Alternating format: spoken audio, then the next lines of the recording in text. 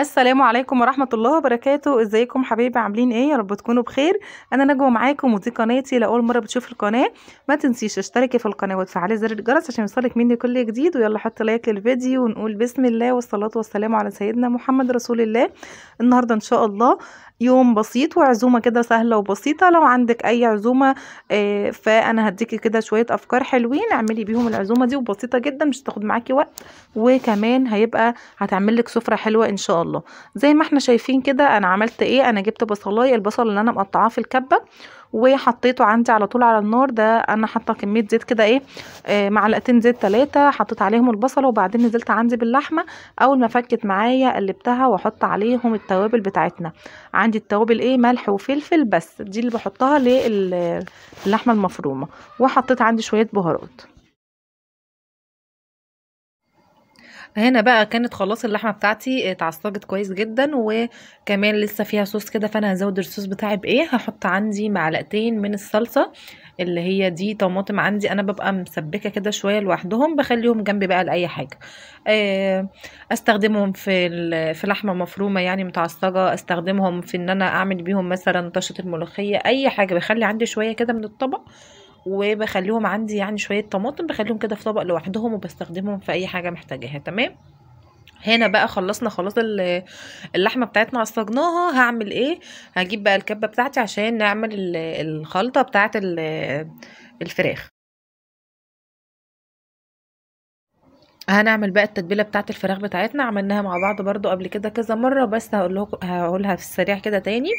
هنحط عندي بصلتين على طماطمايه على التوابل بتاعتك بقى، بهارات، بابريكا، دبس الرمان، وهحط كمان عندي معلقتين من الصلصه او الكاتشب، والتوابل بقى كلها فلفل وكمون وكزبره وشطه لو حابه، وقرن فلفل وفصين توم، وعلبة الزبادي بتاعتنا. تمام كده.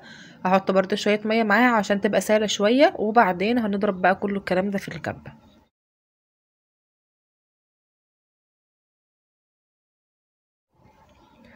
زي ما انتوا شايفين كده اهو بقى ضربتهم ناعم جدا.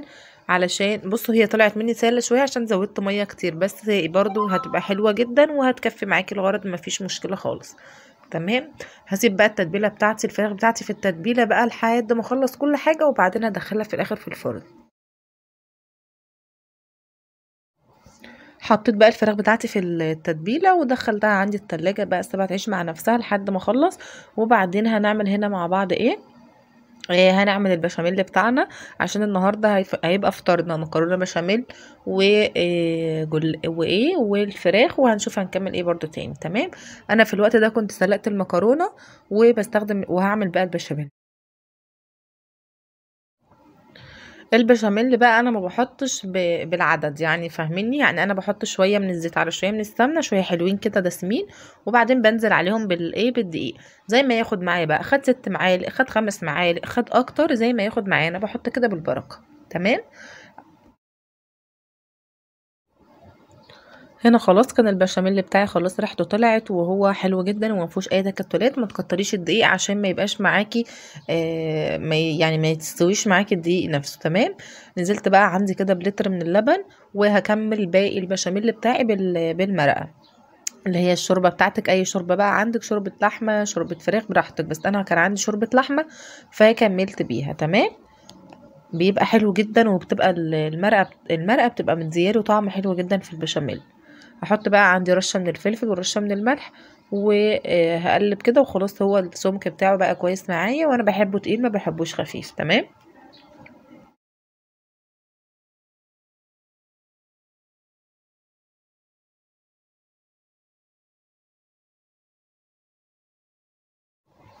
ادي السمك بتاعه اهو زي ما وريتهولكوا. وبعدين جبت الصينيه بتاعتي وحطيت كده في الصينيه من تحت كميه بشاميل كده ايه، مغرفتين كده ولا 3 حلوين يعني.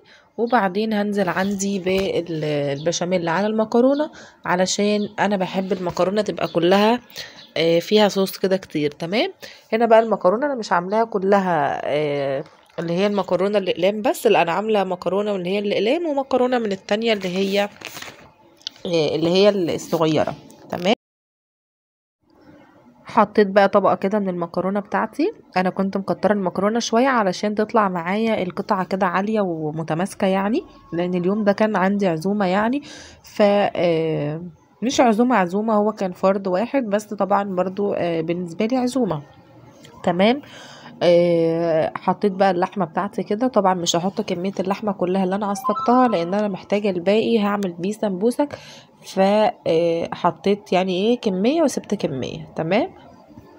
نزلت بقى بشوية من البشاميل تاني كده على اللحمة، وكمان هنزل بشوية من الجبن الميكس. عندي ميكس اللي هو الحمد ده حلو جدا، بحب استخدمه في حاجات كتير وبيديك طعم حلو جدا. تمام. نزلت بقى بشوية كده، وبعدين هحط بقى كمية المكرونة الباقية والبشاميل من فوق، وبرضو هنحط عليهم الميكس الجبن برضو. تمام.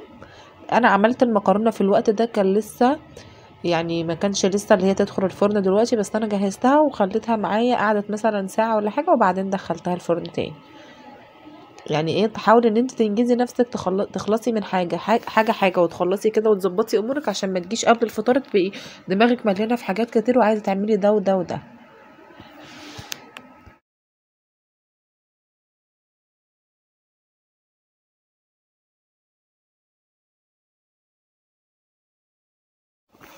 تمام كده يا حبايبي، يلا بقى ما تنسوش تحطوا لنا لايك للفيديو، ولو ما اشتركتيش في القناه لحد دلوقتي اشتركي في القناه وفعلي زر الجرس عشان ان شاء الله يوصلك مني كل فيديوهات الجديده. حطينا بقى كده ميكس الجبن اهو. هنحط بقى شويه كده حلوين عشان يدونا ايه، يدونا كده وانتي بتقطعي المكرونه بيدوكي طعم يعني. بصي هو غير الشكل وان هي بتمط معاكي كده الجبن بيبقى عاطي طعم تحفه. شلنا بقى المكرونه زي ما قلت لكم، انا شلتها ركنتها ولسه مش داخلها الفرن دلوقتي. هجهز بقى الحاجات بتاعه السمبوسك بتاعتي عشان هنعمل سمبوسه، فهجهز الحاجه جنبي. انا كنت جايبه النوع ده اللي هو جنه، هو الى حد ما يعني مش حلو قوي. تمام. فحطيت جنبي بقى اللحمه المتعصجه اهي، وهحط جنبي الخليط اللي هو بنلزق بيه السمبوسه. انا عملت كده كام معلقه من الدقيق عليهم شويه ميه وخليته تقيل يعني مش خفيف، وبعدين هنلف. تمام. زي ما انتم شايفين اهو، انا بوريكم ان هي يعني طبعا كلنا بنعرف نلفها، بس انا كنت بوريها لكم في الاول. تمام. هحط بقى اللحمه واحط فوقيها برضو ميكس من الجبن، وبعدين هنقفل. هكمل بقى باقي الكميه بتاعتي كلها. وبعدين عايزه اقولك على حاجه مهمه قوي، ان انتي وانت شغاله لازم تغطي كده السمبوسك بفوطه، علشان لو نشفت منك مش هتلاقي لها اي حل، ولا هتعرفي تعملي فيها اي حاجه، لانها بتنشف وبتتكسر كده، ما بيبقاش ليها اي لازمه. تمام. خلصنا بقى دي الكميه بتاعتي اهي كلها اللي طلعت من اللفه، وخلاص ما كانش باقي معايا يعني لحمه، الحمد لله كان كله تمام. غطيتها بقى وسبتها لحد ما نقليها اخر الايه قبل الفطار يعني، بحاجات بسيطة عشان دي مش بتاخد وقت خالص. هنعمل بقى الحلو بتاعنا، هنعمل بسبوسة. انا كان عندي كده البسبوسة الاكياس دي، فقلت نعمل كده حاجة حلوة. عملت البسبوسة، حطيت الكيسين وهحط على الكيسين هو الكيس المفروض بيتحط له معلقتين من السمنة، فانا هحط على الكيسين 4 معالق من السمنة، وهحط عليهم كوبايتين من الزبادي وكوبايتين من المية زي ما مكتوب على الكيس بالظبط. انا بعملها وبتطلع خطيرة وتحفة جدا. تمام. انا طبعا الزبادي عندي كوبايه الزبادي دي اللي هي الكبيره اللي انا بعملها ايه عندي في البيت، فدي كبيره يعني تعمل كوبايتين من الصغيره، فانا حطيت الكوبايه دي وهحط برضو قدها كوبايه ميه. يعني كده انت هتحطي على الكيس الواحد معلقتين من السمنه ومعلقه من قصدي كوبايه من الزبادي وكوبايه من الميه، بس عشان عامله كيسين. تمام. بس هقلب بقى كل الكلام ده مع بعضه مع شويه بيكنج باودر، يعني شويه صغيرين قد ربع معلقه كده، هي مش مكتوبه بس انا بحب احطها. تمام. بس كده هنقلب بقى، يعني ما تقلبيش ما تعجنيش ولا حاجه، انت بس قلبي المكونات مع بعضها وادهني الصينيه وحطيها فيها على طول. ما تحاوليش ان انت تقلبي كتير، لان السميد هنا بيشرب معاكي من التتبيله، فهتحتاجي ان انت تحطي ايه ميه تاني او زبادي تاني. تمام كده قلبنا اهو خلاص، وهجيب بقى الصينيه بتاعتي وهحط حاجتي فيها، وهعملها برضو اخر حاجة يعني بعد ما اطلع المكرونة والفراخ من الفرن. هدخل بقى عندي البسبوسة. تمام. انا دهنة هنا الصينية كده دهنة من الزبدة حلوة،